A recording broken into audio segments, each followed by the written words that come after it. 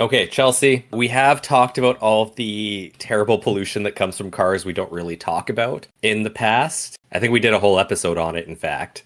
Yeah, we did. I found something new that is kind of destroying the world slowly that didn't come up in that episode, but I thought it'd be fun. It's an article on The Atlantic, came out September 7th, 2023. Article title, America is Telling Itself a Lie About Roadkill, written by Ben Goldfarb. Oh no. The great irony of roadkill is this. Its most conspicuous victims tend to be those least in need of saving. Simple probabilities dictate that you're more likely to collide with a common animal, a squirrel, a raccoon, a white-tailed deer, than a scarce one. The roadside dead tend to be culled from the ranks of the urban, the resilient, and the ubiquitous. But roadkill is also a culprit in our planet's current mass die-off. Every year, American cars hit more than 1 million large animals such as deer, elk, and moose, and as many as 340 million birds. Across the continent, roadkill may claim the lives of billions of pollinating insects as well. The ranks of the victims include many endangered species. One 2008 congressional report found that traffic existentially threatens at least 21 critters in the US, including the Houston toad and the Hawaiian goose. If the last ever California tiger salamander shuffles off this mortal coil, the odds are decent that it will happen on rain-slick blacktop, one damp spring night. The opposing group for roadkill's hidden toll are reptiles and amphibians, known collectively as herps, which I've actually never heard before. No, that makes me think of something else. Yeah. But okay. Now I'm wondering if they have the same root word.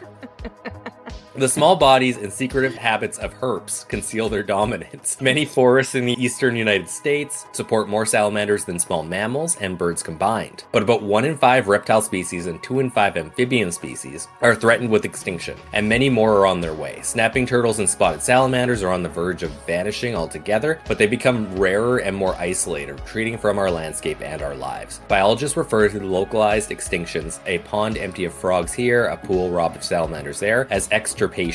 Many small losses that over time can amount to a very big one. The wetlands advocate David M. Carroll has lamented the silence of the frogs, a hush as disquieting as the one that terrified Rachel Carson. Not quite sure what that's... Oh, Silence of the Lambs. Okay, I think, right? Okay. Is Rachel the name of the person in that movie? Rachel. Hello. Rachel. I don't think it is. Okay. Well, I'm not sure who Carson? Rachel Carson is. That's the first time she's Rachel mentioned. Carson. No, this is definitely not Silence of the Lambs. She's old. American marine biologist. Okay, that makes sense. I don't know what she got up to though, so it'll be forever a mystery. Okay. I'm not looking into it further. Nope. That's all I need to know. The forces muzzling the frogs and other herps are many: habitat loss, fungal disease, pollution, but it's not a coincidence that herps are predisposed to become roadkill. Reptiles and amphibians move slowly, and as cold-blooded creatures, they gravitate towards warm surfaces, whether limestone or asphalt. Turtles lumber across lakefront streets to deposit their eggs, snakes slither over highways to huddle in hibernacula. Wow, there are a lot of words I've never heard before. That's a good Fringey Mini if there are words we don't know, have never seen before.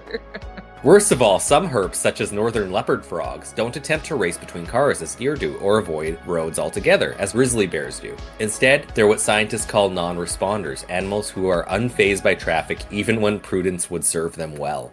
Amphibians, whose names mean double life, are especially susceptible. Frogs, toads, and salamanders belong to two worlds: the water in which they're born and the upland forests where many species, upon swapping gills for lungs, spend their adulthood. When you have a toe in two realms, you must migrate between them. Amphibians move most frenziedly on spring nights and when rain refills the ephemeral pools that dimple forest floors and summon them to mate. Wood frogs that spent the winter as cold and hard as popsicles, preserved by their own natural antifreeze, thaw and stir. Salamanders clamber from their catacombs, peepers thrill with a vehemence out of all proportion to their thumbnail-sized bodies. Thousands of minuscule lives go on the march, called by wetlands that will soon be cloudy with gelatinous egg masses. In some places, the emergence occurs over weeks, in others in a few big nights. And a salamander on a big night will cross any road in their path, come hell, high water, or Honda. When an aggregation of libidinous herps boils over a road, the outcome is what some biologists call non-too scientifically a massive squishing. Oh. Squishing statistics are both appalling and abstract in the way that astronomical death tolls often are. Nearly 28,000 leper frogs killed over 2 separate 2-year periods on Lake Erie Causeway, up to 10,000 red-sided garter snakes slain in one season in Manitoba, 2,500 toads flattened on a French road. In Indiana, scientists who counted more than 10,000 crushed animals found that 95% were reptiles and amphibians. You've probably never heard one pop beneath your tires, but in many places, herps, not deer, not squirrels, make up most vertebrate roadkill.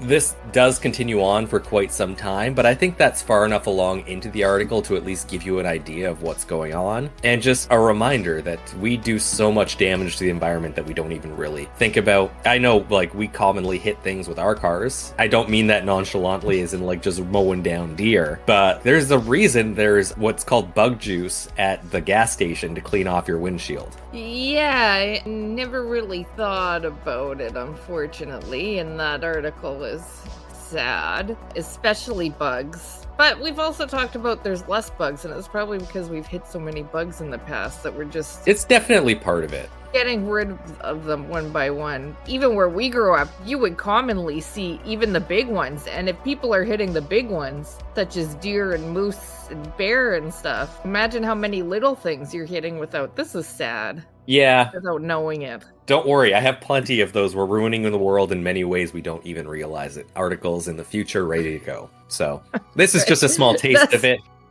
That's what I depend on you for. Please self-reflect on all of the small vertebrates that you have killed over the next 48 hours and pay them homage, if you will. 48 hours, though, that's it. 48 hours. Yeah, that's all you need. In the meantime, though, we will see you all on Friday for the main episode.